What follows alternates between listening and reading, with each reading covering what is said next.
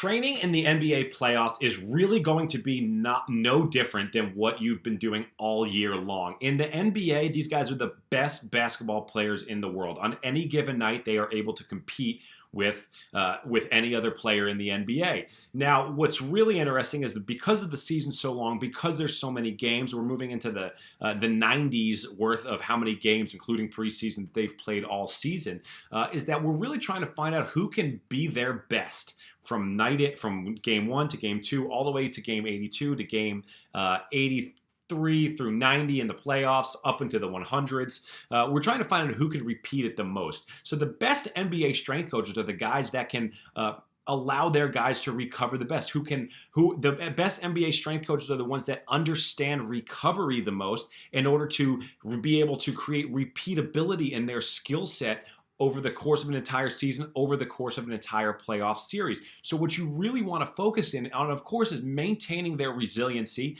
handling all of the nicks and bruises that they have acquired over the season, like Blake Griffin and Joel Embiid's knee soreness. You want to be able to create as much of an asymptomatic human being as you can possibly create on all of these guys. And then you want to really hammer out the recovery. You want to do basic stuff in the weight room. You want to do eccentric loading. You want to do basically the routine that you've created all season long that has made you successful moving into the playoffs. But you really want to continue as the season goes. You want to get more and more recovery based, because as teams become less recovered, as they the stress factor goes up and up and up, as it will in the playoffs, athletes will be more vulnerable and their skill set will go down. Their neurological system will perceive more threat, and they won't necessarily be able to perform at the highest level that they can without really good recovery intervention. And that means a lot of things. That means having as good of nutrition as you can possibly get, having great sleep, having good feel. In baseball, they talk about having good feel in the weight room, like understanding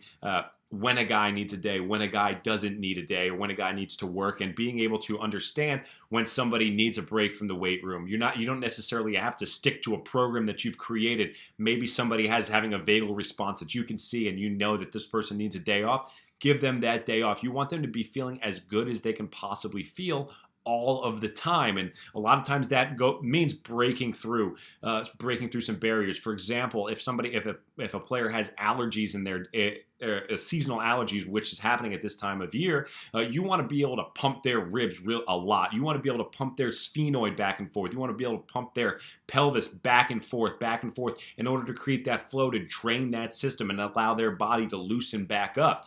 There's a lot of things that you have to consider here. You want to do a lot of things that are going to chip away at their recovery. Ice baths, massage, soft tissue techniques, cryotherapy chambers. These are all things that aren't going to be a game changer, but in some, as a total group, they're going to allow you to start chipping away at their recovery, chipping away at their ability to increase their power meter, decrease their stress, allow them to recover so that when the next game comes, they've recovered more than the other team, and that thus they are now able to perform at a much higher level. So you have to appreciate the entire scope of recovery.